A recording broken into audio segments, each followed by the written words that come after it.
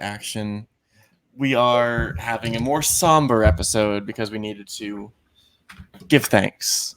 This is, at least for me, when I die, everyone's planning for a funeral, open casket, flowers, everything. I don't believe that. I believe it should be a celebration of life, of the accomplishments you made when you were not rotting 6 feet under. And that's what I believe the Shirewolves deserve today. While Dylan mocks my hair, I believe, and this is what this entire thing will be, we should celebrate what the Shirewolves, Rachel Cushing, and Clark Wolf achieved. Mm-hmm. And with me, I have the resident #1 Clark Wolf fan, Dylan Camacho. I will just take over right now and talk about Clark Wolf for the next 5 hours, and about 2 seconds of it's going to be in a clip, and that's fine. Listen. And that's okay. And I will be here to talk about Rachel Cushing, the GOAT of the movie Trivia Schmodown. Not of one league or of two, but of all the leagues together. Rachel Cushing is the greatest of all time. Not just one league, not just 2 leagues, but 3 whole leagues. And if she had really wanted to, she could have really took over the 4th Star Wars. Rachel Cushing could have been the GOAT of all of it if she really wanted to. If she wanted to get into Star Wars, she could have done it.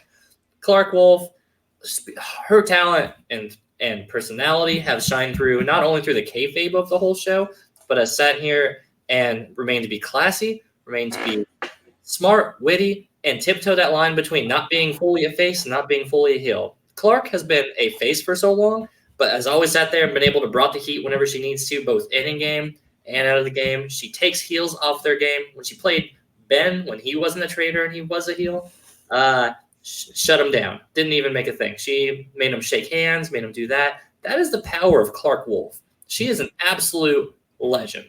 And the fact that it took her so long to get a belt is an absolute shame. And she'd been in #1 contender spots, crushing it every single time. Listen, both of these ladies are absolutely absurdly good. Absurdly good. And it is a huge, huge loss for the Schmodown League. All of them, to see them both retire out for right now. But you know what? They are some of the hardest working players. Not females, not males. Don't make it about gender thing. They are the hardest players in this league. And losing them, oof. If I may break out my Brad Gilmore impression, which I know everybody loves. Mm-hmm. I was listening to the rundown today. Or was it yesterday? It was one of the days recently. And Brad Gilmore, he was with, Frankie Stats, Janish Boy, whatever. And he says, Frank, everyone is focusing on Rachel Cushing. And I get it. She's amazing. But everyone neglects Clark. And why? And I can tell you why they should not be ignoring Clark Wolf, the classiest women in the Schmodown. She was the woman who paved ways in the beginning. She was the first woman in the league. Yes, you had your Alicia Malones, your Sasha Pearl Ravers, but she was the one who made a name for herself, not as a woman, but as a competitor. Thank you, Brad, for that wonderful commentary. And I think he made some great points. Thank you, Dylan. Clark, we saw she was one of the first people on top of John Roca who took this league seriously. We saw her working hard. I believe her first match was against Josh McCouga, and it did not faze her. She focused on winning, on taking the championship with Pauly Shore. Pauly Shore was a category, people. Sorry, Brad, just came out. Can we get Pauly Shore back as a category? No, please no. But yeah, and again, I'm here representing Rachel Cushing. I want to support her.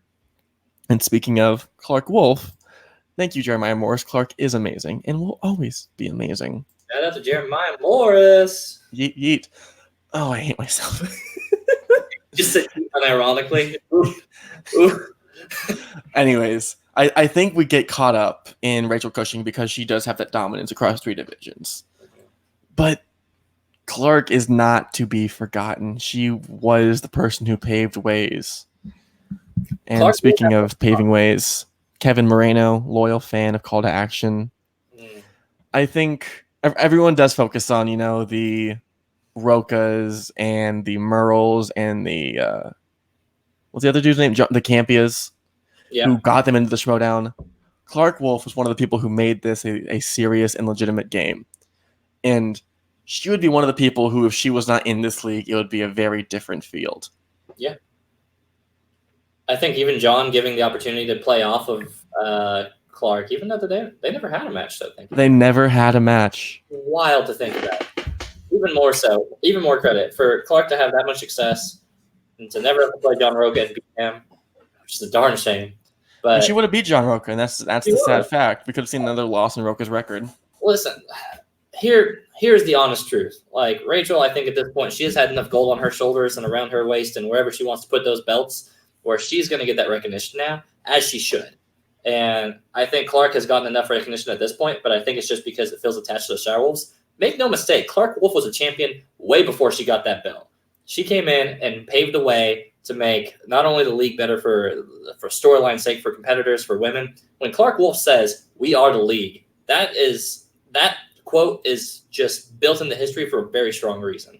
And remember, Shirewolves is a plus, and Clark individual. Yeah. It is one of the defining quotes of the Schmodown, on top of "Give me that throat, boy," and Bibiani's "I betray you." "We are the league" is one of the defining moments in all of Schmodown. I will argue to say that is the biggest quote out of all of it. Even where's the belts, even where's all that. We are the league. Nothing has more emotion and means more to this whole show than showing that through adversity, through all the nonsense, all the haters, all of that you can still make it through. That's whether people want to admit it or not, that's a heel mentality. She came in and said, "I don't care what the fans are saying. I don't care if you're saying that we can't do it. If we need a women's league, we need this. There is no women's league. We are the league." That heart, sure, that heart is a heel or that heart is a face, but that personality sitting there and shutting everybody up, that's heel power. And that is what Clark is. I don't know any better competitor in the whole show that balances that line so well between heel and face, where it's like it's not a character and it's Clark, but Clark is also so entertaining in herself that just set the tone. Clark walked so that Rachel could run and get a lot of those championship belts, and then Clark came back and showed that she should have had those belts a long time ago, and she got it. All the props in the world to her. And while we lean back into the Rachel Cushing's, Will McLean has a great point. I think the biggest moment we remember is John Roca winning the singles belts, and then it becomes McWeeny winning the team's title, and then we see the faces of the Shirewolves after they win the team titles from second to head, a knockout, not even going to the fifth round, convincing, and your winner, and both women just scream in pure ecstasy and pride that they won the belts. And you know who helped get them there? The woman who had to fight through Ken Knapsack as a teammate. Rachel, the Crusher Cushing. And, I mean, it's no secret, if you look back at the earlier episodes, I was not a big fan of Rachel, especially at the adjudication of the Fife Club.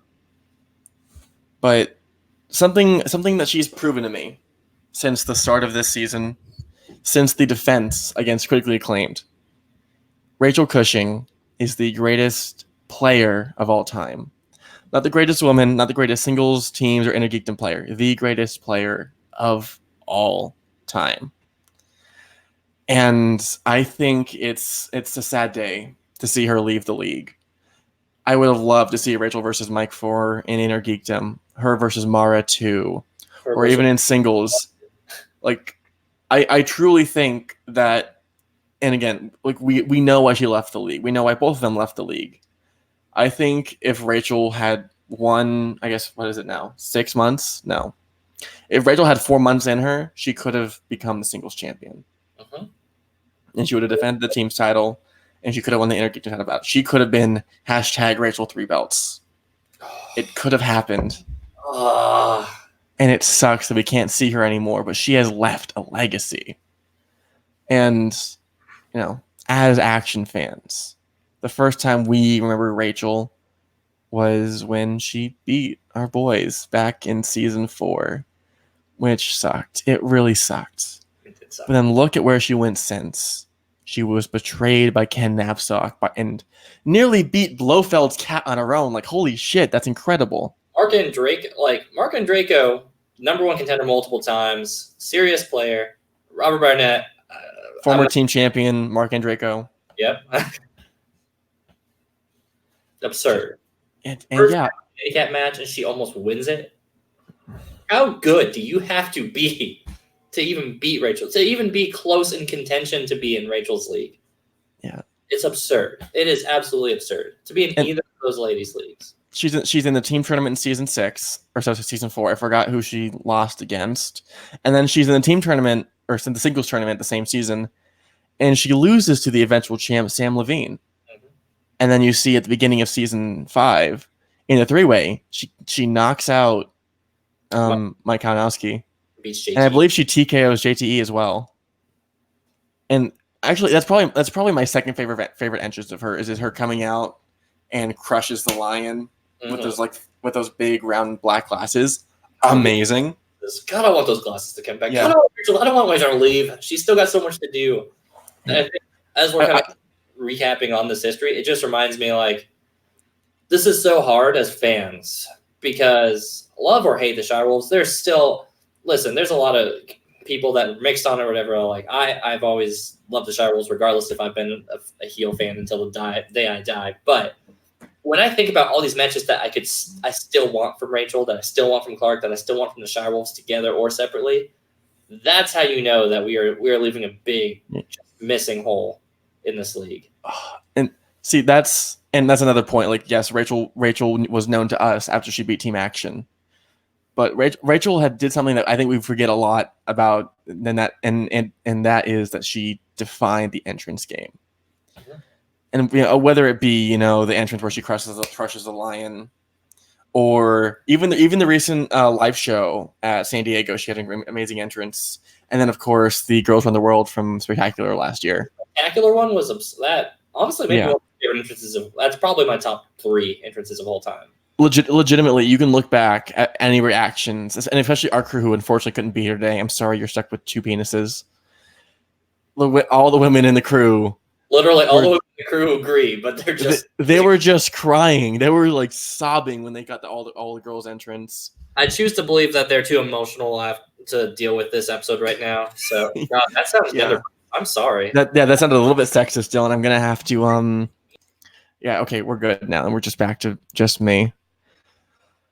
And I think one of the things that I think Rachel defined the entrance game, and we saw that in her 3rd Intergeekdom match, I believe. And she came out as Galadriel. That is the moment. And this is me, again, very hyperbolic. I think that is the exact moment that the Schmodown became what it is today. Like you get the mix of theatricality, personality, skill. Rachel Cushing embodied that in that match. And ever since then, it's just been up and up and up. And of course, we got Team Action after that. But Rachel is, as much as Clark, she paved the way, just in a very different way. I think Clark was the person who really, we didn't even think about it at the time, but she was the one who proved that this wasn't a man's game. And she she defined that with her very, very strong gameplay in season 3 and then season 4 with Mark Riley and Wolves of Steel. Rachel Cushing, not only did she have amazing trivia knowledge, she also backed up the theatricality and sold the personality of the league, of the entire show. And, again, Rachel Cushing is the greatest of all time. And anyone who doesn't agree with me, you might have valid points, but you are wrong. You are very, very wrong. Well, as we start to hit this 15-minute mark, we don't want to sit here and make an hour-long video out of this. We probably talk about their accolades and stuff for that long because they are just that good. Yeah. And we could spend an hour breaking down their successes. Again, Clark Wolf, Mark Riley, they almost won the titles from the Patriots. Shirewolves would have one of the greatest. Shirewolves have the greatest accuracy rate of any team, period. At a time where the team league has never been more strong, never been more diverse, where they've had to create super teams across the board to even give the Shirewolves competition. It's no question. Listen, the Patriots had a great run. The Shirewolves are the greatest team. I will fight people on it, and this is over above the line, above that. Above the line, conceded before they ever got a chance to defend it as many times. The Shirewolves had to fight the hardest teams, not all the way up. Somebody will fight somebody on that. That's fine. But since they've been champions, they have been champions. They have beaten the strongest competition, the super teams, the super teams upon other super teams. They are the Shirewolves when they're at their best are practically unbeatable because they can throw 100% games consistently. Yep. They only lost to the odd couple because Rachel scored, I think, like 3 points in round 1. Yeah. Rachel, and even in the match where they won against them, Clark scored 2. Yeah. Like, if they both are 100% there, they can beat anybody. It takes them to have their worst days to even contend that somebody can beat that team. Yeah. And, again, back in the Rachel hype train because Rachel's amazing. We make, like, again, I'm very Mike Kalinowski biased, but Rachel Cushing defined the Inner Geekdom League. And you can say, you know, Robert Meyer Burnett, our Lord and Savior, Hector Navarro, Jason Inman, Jeremy Johns. None of them made Inner Geekdom what it is today. Rachel Cushing defined it. We got to remember, Inner Geekdom was like the Star Wars League for a while. It got a belt. It had a couple matches. It got one match at a pay-per-view here and there. It had like 4 matches a year, and they were all 4-ways, and everyone scored low, and no one really had any deep knowledge. And I think that Rachel has very much been the Batman to the league. And I'm not going to make this appreciation post for Mike because it's not, but obviously their rivalry speaks volumes for the Inner Geekdom League, where Rachel was Batman. You needed a strong villain, and Mike came in, and he kept her sharp every single time. For her to sit there and be that consistently, as good as Mike's been in Inner Geekdom, get out of here. It's absurd. Well, James. I'm honestly just lost for words. Yeah. And it has been like a week since they made the formal announcement, but I still don't know how to handle it. It's never too late. I just realized, Dylan, you exactly copied my hair. It is never too late to say thank you. And again, this is not a funeral. We will not be in remembrance of them. We will not say, oh, it was a great life. It is a celebration of life. We know their accomplishments. We know what they did. And rather than mourn the loss of 2 champions, we shall celebrate the fact that they had the ability to play. And of course, they will be playing in maybe the highest profile teams match of all time against Corruption in 2 days. In 2 days, we will lose Clark Wolf and Rachel Cushing. And, again, with the fans that we are, we have felt bigger losses. Our dads did get divorced. Whitney and Bibiani literally got divorced in some way. But Rachel and Clark leaving stings in a new way that's hard to really comprehend, because it's not like they went out for story reasons or that we know something new is coming. They're just gone. And it sucks to know that they may never come back. And I know Clark will be on the desk, and I know they both want to come back eventually. But for now, we just have to accept the fact that 2 of the greatest players of all time are no longer in the show. So without sound... So Eric brought up a really good point. Rachel's part of the Smith. That's the reason. Again, unfortunately, we don't have women on this episode, and we would have loved to. But speaking of these 2 women as inspirations, that is exactly what they were. Whether it be to the female fans like we have with Alex or Danielle or Kelsey, or even with kids like John Mariano's kids or Chris Ingle's kids. The Shirewolves, Rachel Cushing and Clark Wolf, they inspired people. And I don't know anyone else in the Schmodown who has that ability to, in this internet YouTube movie trivia competition, which on paper is the craziest thing imaginable, which has about 100,000 subscribers or viewers. The fact that people can be legitimately inspired to not only become better people, but to follow their dreams and to have a career and to do something, that is remarkable that they were able to have that effect on people. I'm giving myself goosebumps from remembering their legacy. I'm tired of feeling sad. I want to wrap up this episode, and that's not because Right. I talk more, but for all the young upcoming players, male, female, for all of the children watching at home, inspired by the Shirewolves, for all the good deeds they've done for this whole league, and for all the work that they have done to make this legitimate and special for everybody. Shirewolves, we here at the Call to Action Podcast, we salute you. We cannot thank you enough for the impact you had in this league. And I hope you can come back and change it again for the better. Things can always be dark. Things can always be light. But, with Green Lantern's light, you can shine away through the darkness. And if it ever comes back, I know Rachel Cushing and Clark Wolf will be there. I swear to God, this makes sense, Dylan. Shut up. I know Rachel and Clark will be there. If things ever become bad again, they will be here to help bring the league back to light. And that is it. In 2 days, the Shirewolves play their final match, and we cannot wait to see what their final showing becomes. See you guys later. Bye, guys.